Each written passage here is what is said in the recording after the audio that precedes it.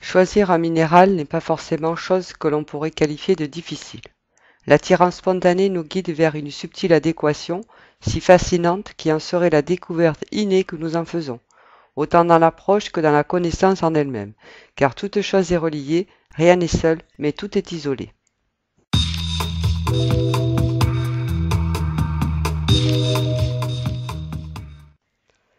Tous les minéraux sont des cristaux qui ont une structure ordonnée et sont ainsi habités de différents constituants de chaque environnement spécifique comme notamment le climat, les différentes qualités de sol.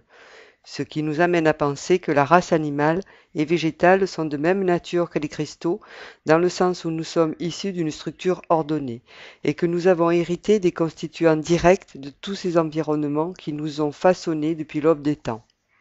De tous ces phénomènes, nous avons rajouté, nous la race humaine, des croyances qui viennent directement et parfois indirectement faire et défaire nos structures ordonnées. Ainsi, nos affects viennent altérer notre structure originelle en provoquant un appauvrissement de notre résistance. Les minéraux, eux, traversent les mois, les années, les siècles, en inscrivant minutieusement et sans état d'âme, sans remords, sans peur, sans cupidité, sans jugement, sans soif ni faim, l'essence du monde et sans doute de tous les univers. De cette aventure extraordinaire, ils nous offrent en toute humilité, toute simplicité leurs bienfaits comme un présent précieux qui n'aurait comme valeur que le regard bienveillant que nous pourrions y apporter, de sorte que nos existences pourraient se confondre, non pas en conjecture, mais en liaison perpétuelle.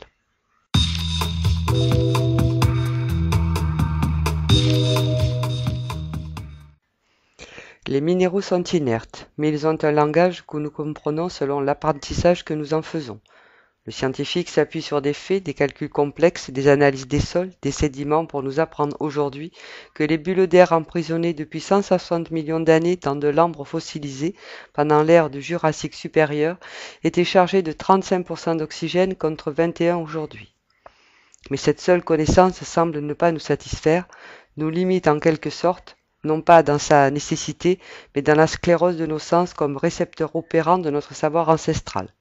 De sorte qu'en ne libérant même un seul de nos sens, le toucher par exemple, il pourrait nous ouvrir notre monde intérieur et par-delà peut-être le bien-être.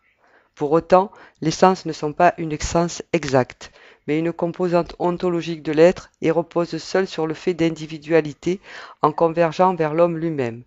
Dans cette part d'indivisible, que nous ne pouvons rationaliser et qui fait tant controverse au sein de la connaissance, qui se veut rationnelle tout au moins dans nos civilisations occidentales, la connaissance par le toucher mais également par le toucher des yeux, des cristaux semble réservée à quelques illuminés qui n'ont rien de mieux à faire que de communiquer avec des objets et qui plus est des objets inertes sans vie.